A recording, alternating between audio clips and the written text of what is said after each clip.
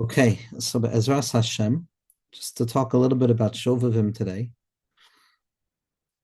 The weeks of Shovavim are weeks of rectification, weeks of return, coming closer to HaKadosh Baruch Hu, returning back to the tachlis of our lives. When a person is aligned, when a person feels that their mind, heart, and body are directed towards the purposeful nature of this world, so there's a light of all rightness, there's a light of warmth, and there's a joy that comes about when a person feels that they're doing what they need to be doing.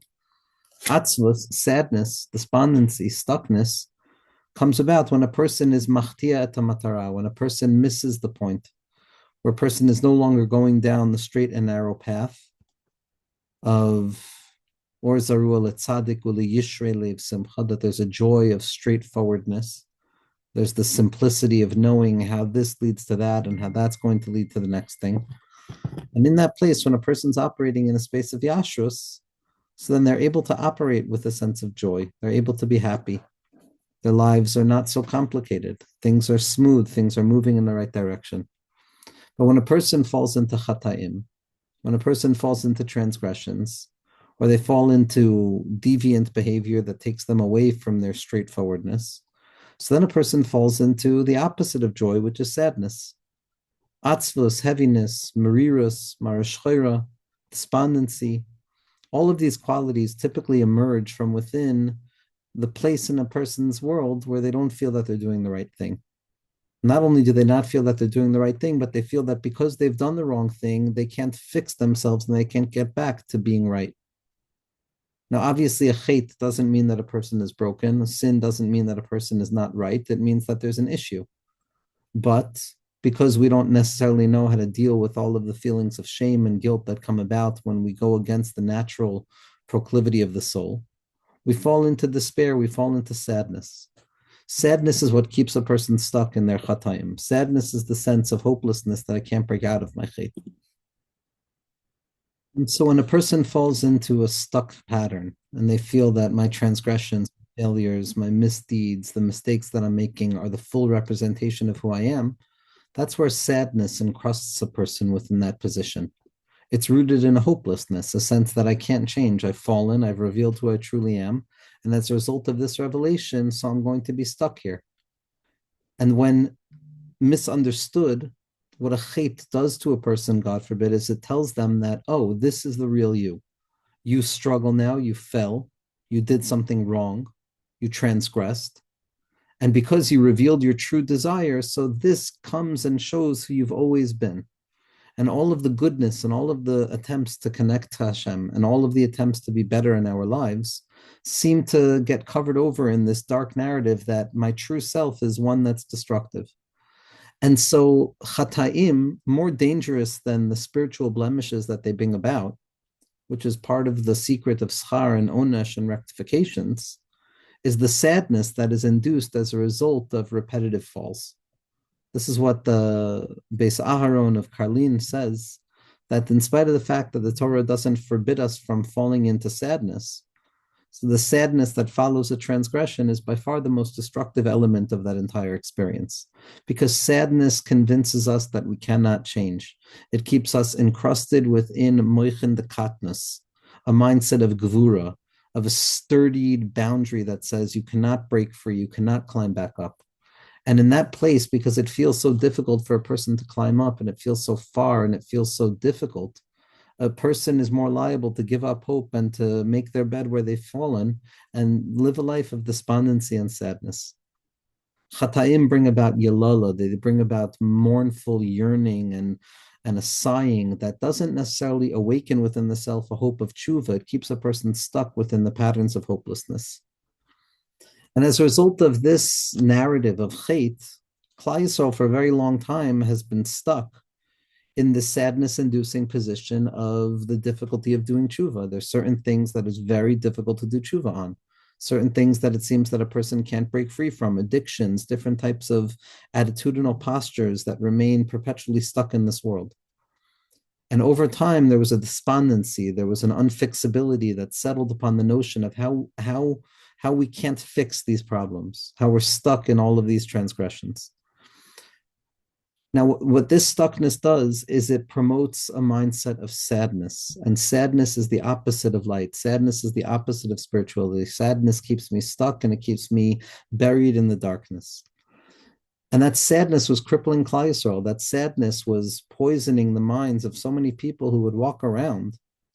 And simply because they struggle with one element or another, they're walking around feeling as if the burden of the world's darkness rests on their shoulders because they feel responsible and they feel that they've blemished and they feel that they've done things wrong. And Rahman al Islan, HaKadosh Baruch Hu should have compassion. So many Yidden walk around with their shoulders so heavy as a result of all of the chatayim and all of the baggage that we're carrying around, thinking that we broke this and that it's unfixable and nothing can be fixed.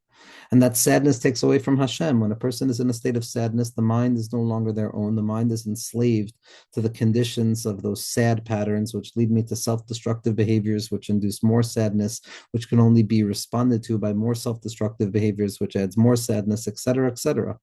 That endless loop of that Yetzer Hara-driven sadness and despondency. So comes along Rabbi Nachman ben Simcha, Kadosh Baruch Hu sends this neshama down into the world, and he says, enough already, enough. Enough with the sadness, enough with the Marish Chayra, enough with this narrative of being stuck and addicted to these things that keep you stuck to the ground, where bad deeds or misdeeds or chata'im lead a person to feel so bleak about themselves, about their future, about their spiritual potency within themselves. And Rabbi Nachman said enough. HaKadosh Baruch Hu gave him permission to say enough. You can't be stuck there anymore. Rav lach shevas be'mekabacha. There's not enough time for Klal Yisrael to feel hopeless. There's not enough time in this world for Klal Yisrael to spend one extra second in the mud. There's so much good that needs to be done. There's so much light that needs to be revealed. There's so many nekudos tovos that need to be polished and shine forth with the light of Elokus that we have no time to waste in the darkness. Rav Yitzchak has said multiple times, the Rebbe has said, that the only difference between a tzaddik and someone who's not yet a tzaddik is the speed in which they're able to pick themselves up from the mud. A vada person falls down into the mud. This world is a place of mud. And a vada, we have to do everything that we possibly can to ensure that we don't get stuck in the mud and to put up the proper preventions in our lives that keep us far away from the mud. But if a person falls into the mud, God forbid, then the only thing that they have to do is to get up again. Immediately to stand up again from within that low place, to stand up and to shake off the dust and arise and say, Rav lach sheves be'mekabacha. I don't have any more time to be down there. Okay, I'll fix what needs to be fixed. I'll figure out how to fix it, but I'm going weiter into the light. I'm not going to stay in the choshech. To stay in the choshech is to be stuck in the chametz of the mind and the heaviness and the anger and self-loathing and all of these life-denying principles that we carry within our minds as a result of this personal damnation that we feel as a result of struggling.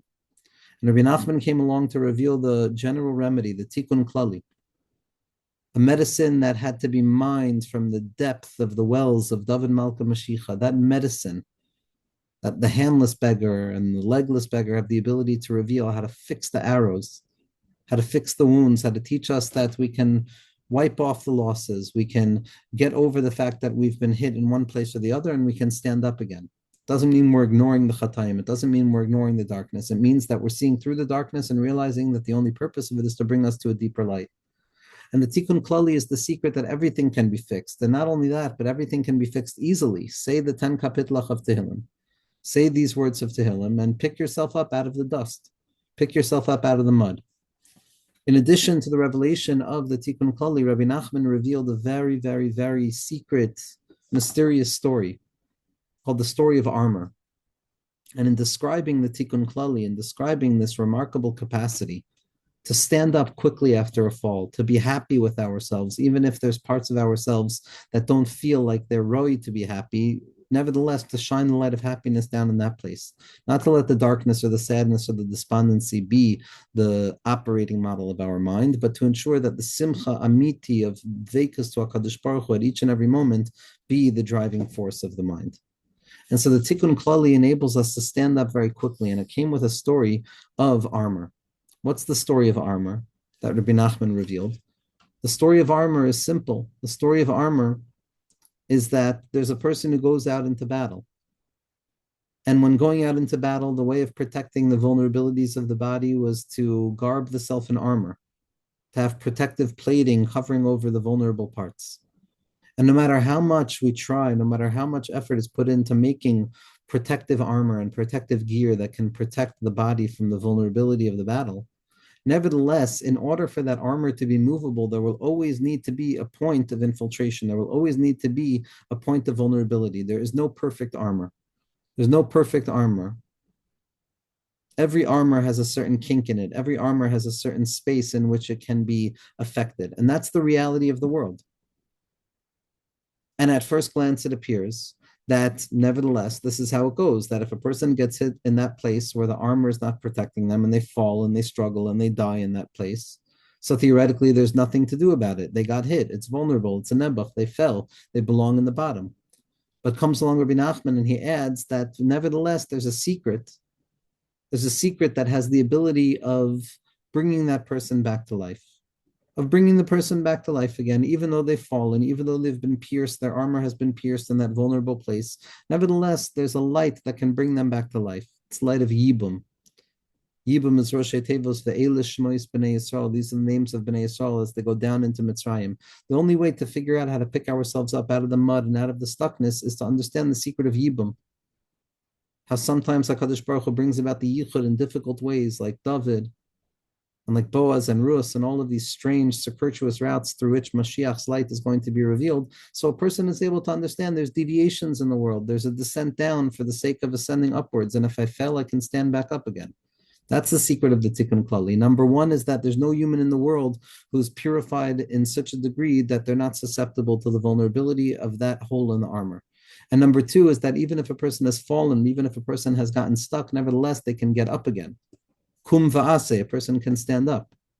Tchias hamesim is every time a person stands up from a place of spiritual vacuity or emptiness or sadness, and we have a Mesiras Nefesh. The Iker Mesiras Nefesh is not to give one's life for Avodas Hashem, for the sake of keeping the mitzvos or for not doing Avodah Zarah. That's Avada Mesiras Nefesh, but we should never have to engage in that. The real Mesiras Nefesh of our generation is being happy when we feel sad, picking up ourselves when we feel stuck, viewing ourselves as good, forgetting the past of the stuckness, forgetting the darkness and the mud and the blata of this world, and jumping upwards to Shemayim as if nothing happened, as if absolutely nothing happened, saying Tikkun Klali, rectifying ourselves and getting up again over and over and over again. This is the secret of tshuva tamidus that the Baal Shem Tov and his Talmidim came into the world to reveal, that a person's entire life is an act of tshuva. It's one fell swoop of falling in style where I'm getting up and falling and getting up and falling. And slowly but surely, the falls get less and less intense and the falls become less and less disturbing and the falls begin to be far more subtle until eventually a person realizes that they're always in the face of HaKadosh Baruch Hu. This is the tshuva tamidus of standing up again that the Tikkun Klali comes to reveal to us. That avadi, you're a human being, you're susceptible to falling. The armor can't be perfect, but nevertheless, there's tchias hamesim available. HaKadosh Baruch Hu sends down the Tal HaChayim, the dew of life that descends down from the loftiest places imaginable, from the moichin, from the consciousness that we borrow from the tzaddikim, insight and spiritual confidence that we might not feel but we believe because the tzaddikim say it. And we draw from that lofty place and we draw it all the way down to the lowest places in which we find ourselves. And we bring that low place all the way back up to HaKadosh Baruch Hu. And we say, look, I got sent down into this place of sadness. You have no idea where I've been, Rabbanu Shloim. You sent me down into a place of sadness and marirus and yalala and moaning and groaning about the issues of the body and the chesronos. But Rabbanu Shloim, look, I'm coming back to you with simcha. I'm coming back to you with joy. You sent me into this hellish place of darkness and sadness where I fell. And I'm coming back to you with the song of tshuva. I'm coming back to you with the secret of the Tikkun Klali, that the full rectification can't take place without those low places. That's the avoid of our generation. Not to deliberately fall, God forbid, but each and every person falls, each and every moment. To be human is to fall. And in accordance with our falls, we have to take that fall and bring it back up to HaKadosh Baruch Hu. And we have to be mahapech, the Yerida into an aliyah, and the yagon and the anacha into a place of sasan and simcha, and to grab all of that light from within the mouth of the sitra achra and all of that despondency and marashchoira and hopelessness that it wants to place on us individually, collectively. And we have to say no to it, and we have to say enough already. There's a tzaddik in the Welt who came and revealed the Tikkun Klali. HaKadosh Baruch Hu sent down a light that fixes these things very easily. And it's the final product of a chain of ultimate development of the medicinal salve of the tzaddikim. It comes down to this very simple secret, and we can get up again endlessly, over and over. There's never a time where a person is stuck. Person has the ability to stand up with ease, to jump up. As Rabbeinu said, even if I fell into the deepest place imaginable, I would be able to be back in the good graces and an eye-to-eye relationship with HaKadosh Baruch Hu in the next moment. Keheref ayin, nothing happened. The chait is not real. The chait is not going to register ultimately at the end of essential reality. It's not going to be there. The birurim will have to take place. The tshuva has to take place, but the chait itself will be null and void, and it will be revealed to have been as mevutal ka'afra da'ara. Yes, we have to work on it, but that's not determinative of the essential nature of the self. Our essential nature is how we get up. And this is the secret of Tchias HaMeisim, of standing up from within the wound, standing up from within the battle. This is the Mesiras Nefesh of Shovavim. The Mesiras Nefesh to stand up again in spite of all feelings that say I can't stand up. The only thing to do is to forget about the feelings, kill off the feelings at that point and stand up. Kum. That's the avodah of Shovavim, that's the avodah of the tikkunim, of going to mikvah, of saying Tikkun Klali, of seeing ourselves as holy, as believing in ourselves as holy, in spite of whatever it is that goes on. And slowly but surely doing the work of tshuva while feeling good about ourselves. Sadness is the opposite of tshuva. I can't do tshuva if I'm sad. Sadness is the sin itself. Sadness leads to the sin. Sadness precedes the sin. It follows the sin. It surrounds it. The sin is just secondary to the sadness that is induced. The only way to free the mind, the only way to emancipate ourselves from mental slavery, and none but ourselves can do that, with the help of HaKadosh Baruch Hu, is through simcha, ki b'simcha teitzeyu. Only through happiness, of standing up, of ki'ilu lo ira davar, as if absolutely nothing happened, I'm ignoring it, I'm standing up, tchias hamesim, I'm a different person. Adarabba, my that struggle is the identifying factor of what makes me an Eved Hashem, that I can stand up over and over and over again.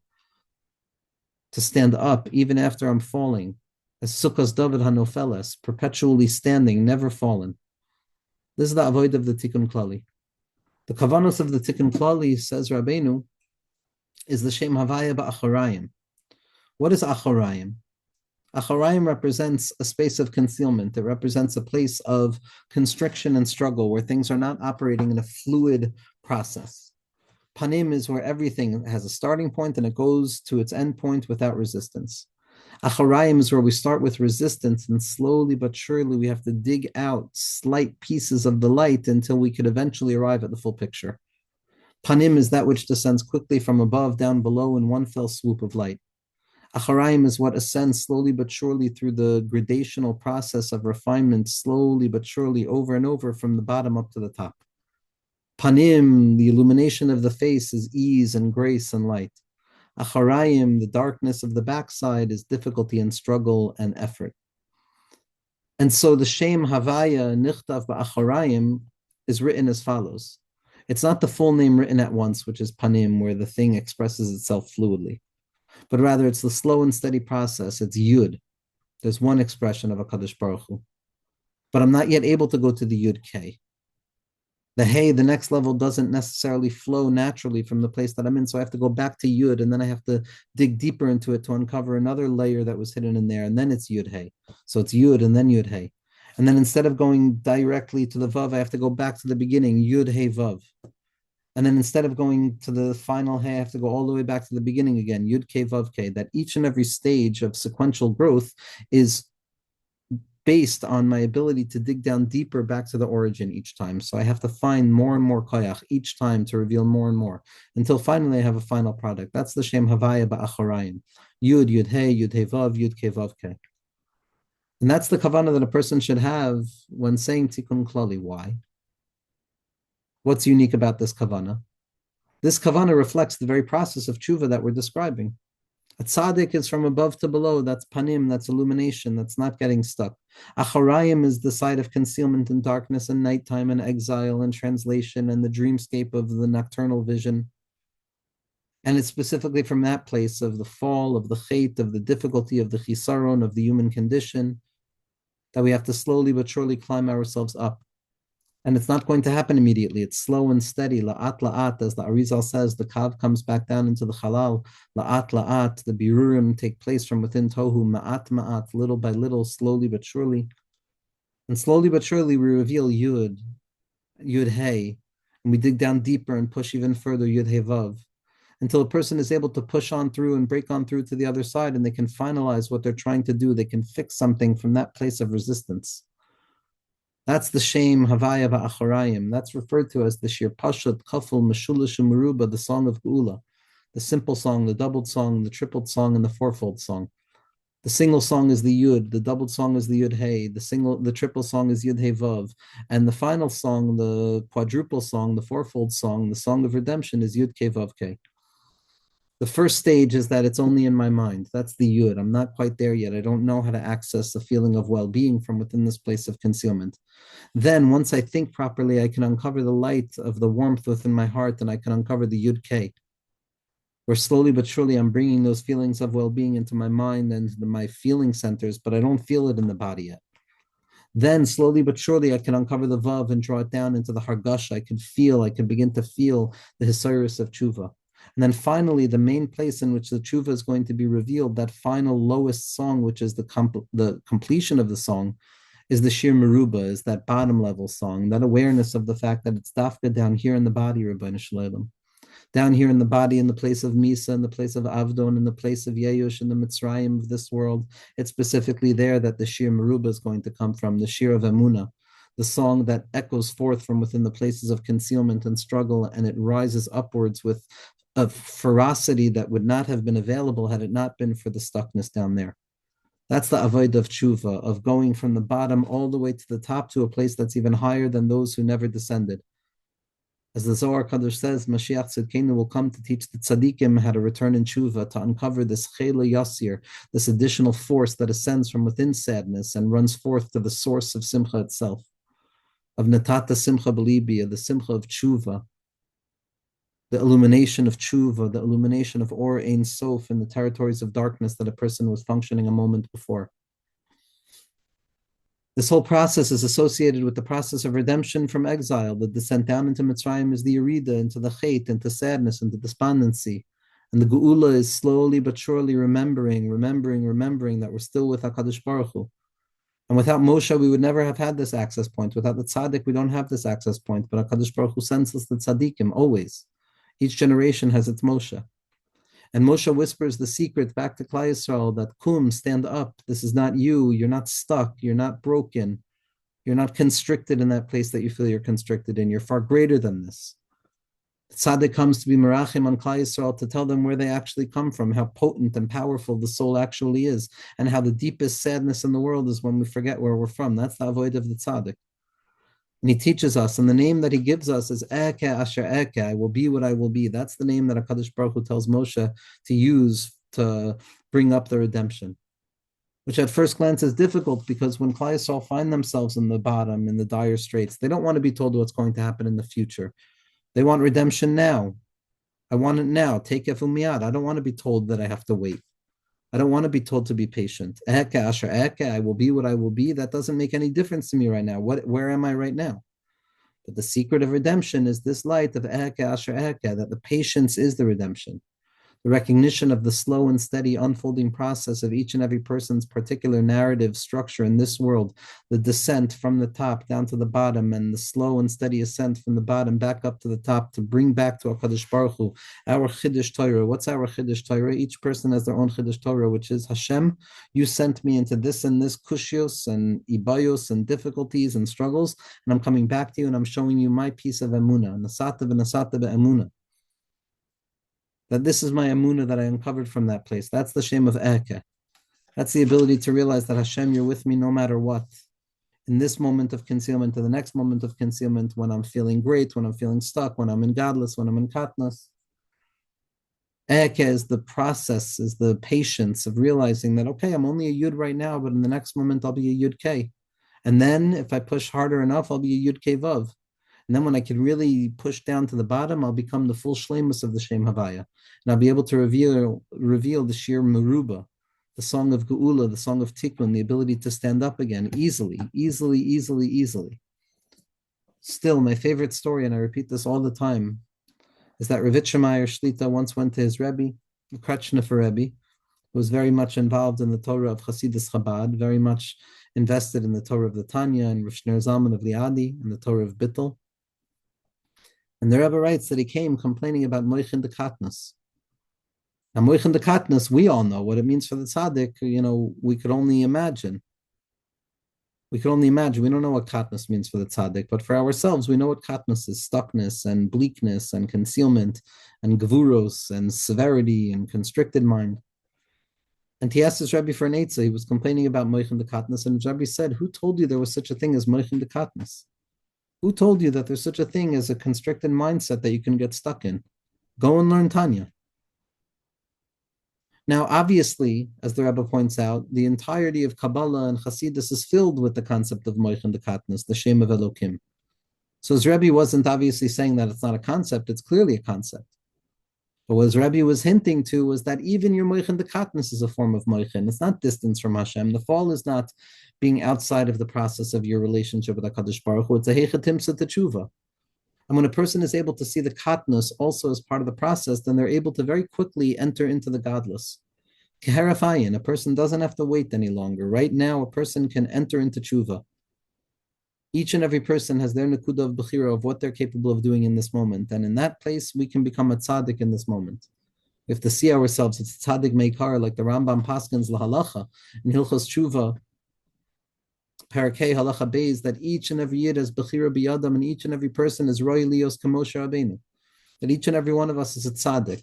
Each and every one of us takes a swear to be a tzaddik and not to forget that we're a tzaddik. And yes, we live in the space of a Beinani, but that's only to remind us of the true pleasure of what it means to actually be a tzaddik. We're all tzaddikim. Amich kulam tzaddikim. Amich kulam tzaddikim. And when we come to that place, then la'olam yirshu aretz, then we'll be able to take that place of artzius, that place of concealment, and transform it into a garden of the dir b'tachtonim, of Yismach Hashem b'ma'asav. Yismach Hashem b'ma'asav. It's a plural language because it's specifically down here in the Olam Ha'asiyah, in the concealment of the body and the stuckness and the potential towards Yeyush that the mind is encountering on a regular basis, that we have the ability of experiencing Tchias HaMesim. Tchias HaMesim. And that Ein Aruch is revealed dafka mitzad Olam Hazeh, that the greatness of HaKadosh Baruch Hu is revealed specifically from our ability to stand up from within this low place. That's the secret of the Tikkun Klali, the simplicity of fixing.